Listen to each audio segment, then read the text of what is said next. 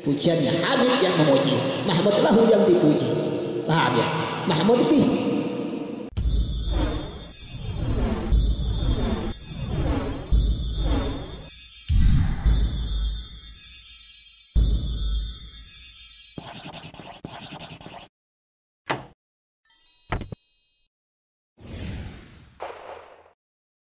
Walhamdulillah adapun hamd, walhamdu adapun maknanya hamd, huwa ya hamd al-wasfuh bil jamil, adalah memberikan sifat bil jamil dengan baik.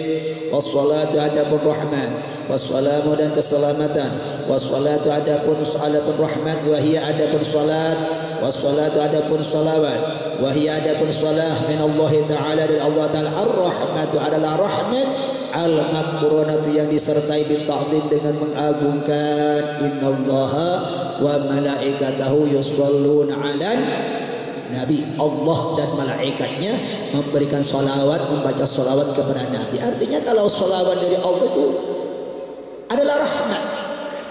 Rahmatnya Allah diberikan kepada Nabi Muhammad. Ada yang mengatakan salawat dari Allah itu as-sana wa tamjid, pujiannya Allah dan mengagungkan Allah kepada Nabi Muhammad. Nah itu. Kalau salawat dari malaikat yaitu istighfar, selalu memohonkan doa istighfar kepada Allah untuk Nabi Muhammad. Kalau salawat dari kita adalah doa berupa doa. Nah ini. Jadi Allah membaca salawat dalam artian memberikan rahmat kepada Nabi Muhammad dengan memuliakan dan mengagungkan. Kalau malaikat berarti ya istighfar kepada Muhammad. Kalau dari kita umat Islam adalah doa kepada Nabi Muhammad di situ. Wassalatu adapun salawat, wahya adapun salawat itu min Allah, dari Allah. Ar-rahmatu adalah rahmat, al-makronatu yang disertai bita'zim dengan mengagungkan.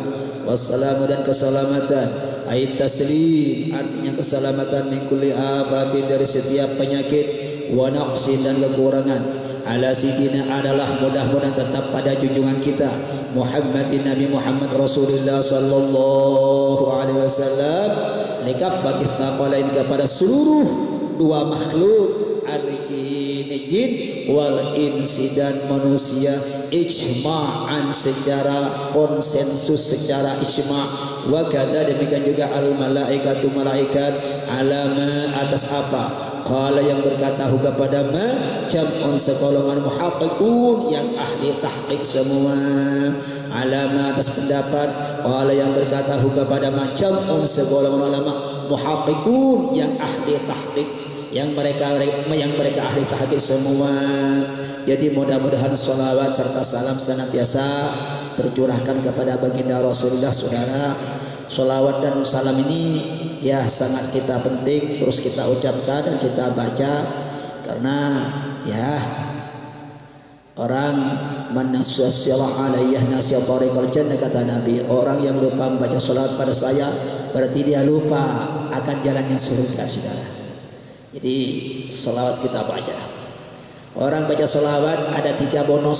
1 bonus yang angkat derajatnya, 2 bonus diampuni dosanya, 3 bonusnya pahalanya dilipat-lipatkan oleh Allah. Man shalla alaihi maratan sallallahu bi asyara wa maha asyara wa maha anhu asyara khati'at wa rufi'a lahu asyara darajat atau kama qala. Orang yang baca salawat sama saya 1 kali saja, kata Nabi, maka diberi 10 kebaikan, dihapus 10 dosa, dan diangkat derajatnya 10 tingkat derajat di situ.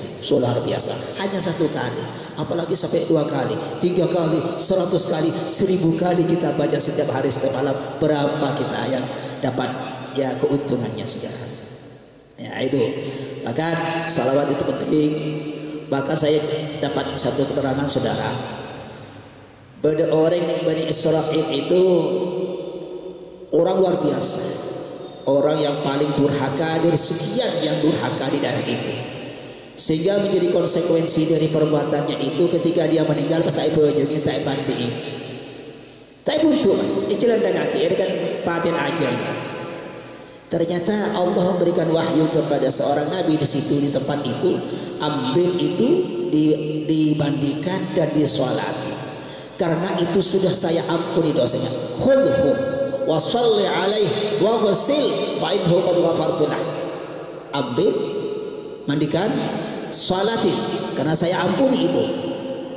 Nabi itu terus bertanya kepada Allah, ya Allah, bima ghafartalah, dengan sebab apa Tuhan memberikan ampunan kepada yang bersangkutan? Allah berikan wahyu, dia satu saat membuka kitab Taurat. Di dalam Taurat ada lafal Muhammad, dan setelah dia ada lafal Muhammad, dia membaca sholawat kepada Nabi Muhammad. Maka dengan membaca sholawat, saya ampuni dosanya orang itu. Alhamdulillah. Makanya kita jangan sengaja berselawat. Kalau bisa kita banyak sholawat dan rutin lah, 1 hari 1000 atau 100 atau 500, istiqomah seperti itu. Karena sholawat itu penting, sangat besar faedahnya. Dan man shalla alayya kuntu syafi'ahu yaumil qiyamah, man orang yang biasa baca sholawat kasengko pasti sengko abri syafaat ni tina kiamat ku laku dawu Rasulullah. Ya, umat Islam mesti baca sholawat setidak-tidaknya 5 kali 1 hari 1 malam. Tapi itu terdapat di dalam Allahumma sholli ala Muhammad wa ala ali sayyidina Muhammad. King sarakan lupa kom cukup baca. Coba tasbih kalah ya. Sallallahu ala Muhammad sallallahu alaihi wasallam ala sayyidina maulana Muhammad wa ala ali sayyidina maulana Muhammad. Allahumma sholli wa sallim ala sayyidina maulana Muhammad. Ya, kita harus ikhtiar saudara. Oleh rahmat, oleh kebebasan Allah, tapi kita tidak bekerja, tidak berupaya, ya apa sih? Maunya gimana? Duduk manis terus, enak-enak terus, ya udah bisa. Ya, kita harus ikhtiar, harus betul-betul berusaha dengan sekuat tenaga. Sejauh mana usaha, sejauh itu kita bikadril kaddi tuktasabul ma'ali. Dengan kadar upaya dan kepayahan akan dicapai cita-cita yang tinggi, saudara. Ya, kita harus berusaha sih, baca sholawat lah yang banyak, atau banyak istighfar lah, mumpung masih ada di pesantren. Menibung kalau mungkin baca sholawat, balai bahanku atau ngarek, saya ngarek gitu ya, landu saya tadi kan gitu ya. Agar sempat, paling kurang apa dengan anak lambun lah keluar tanah ya. Ya, mumpung sekarang kita pakap yo, oke. Sallallahu alaihi wasallam. Ya. Ada. Wah, jadi Rasulullah itu diutus kepada likafatis saqalain, kepada semua dua makhluk al-jinni wal insi, artinya jin dan manusia ijma'an secara konsensus, secara ijma' ulama. Wa kadzal malaikati, dan juga kepada malaikat, alama menurut pendapat qala yang berkata kepada macam segolongan ulama muhaqqiqun yang ahli tahqiq semua. Jadi menurut sebagian ulama bahwa Nabi pun juga diutus kepada malaikat. Bahkan ada ulama juga mengatakan tidak hanya pada malaikat, semua jamaah, kepada genting, kepada lampu, kepada sound system diutus Rasulullah. Jadi ada utus irsalu taklif, ada irsalu tasyrif, saudara. Irsalu taklif, Nabi diutus untuk menjadi panutan dan harus mendapatkan beban mereka untuk melaksanakan tugas itu, yaitu manusia dan jin. Adapun diutusnya manusia Rasulullah kepada selain manusia dan jin, kepada malaikat dan kepada makhluk yang halus, itu namanya makhluk yang lain seperti yang tidak punya yang tidak punya akal seperti jamadat, itu namanya irsalu tasyrif, diutus semata-mata memuliakan Nabi. Maka irsal itu terutusnya sebuah utusan ada dua macam, ada irsalu taklifin, ada irsalu tasyrif. Irsalu taklifin diutusnya untuk memberikan beban kewajiban yang harus ditaati kepada orang. Irsalu taklif ini seperti jin dan manusia. Jadi Nabi diutus untuk apa? Diikuti oleh kita, untuk apa ya? Memberikan syariat, memberikan petunjuk, amaliyah ya, perintah agama untuk ditaati. Itu irsalu taklif. Tapi kalau irsalu tasyrif semata-mata memuliakan.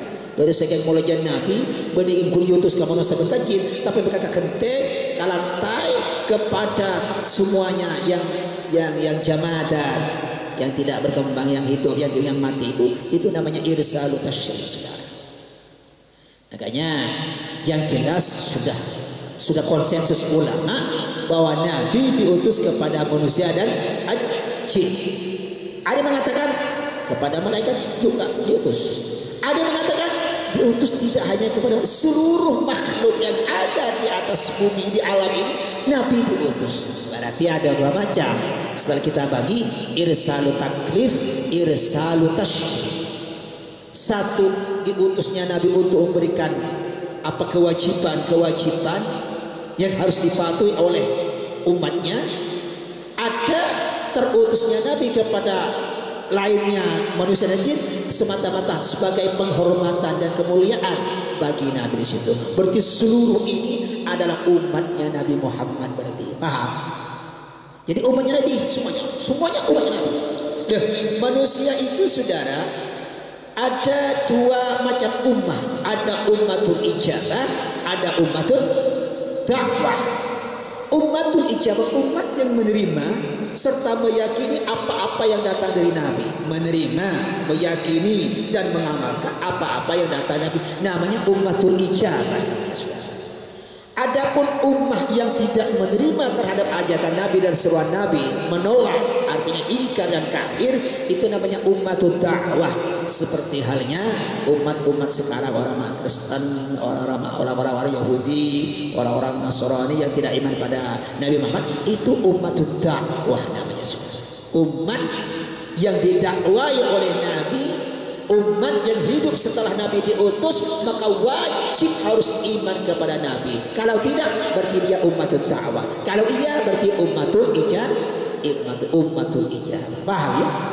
Jadi ada ummatul dakwah, ada ummatul ijabah.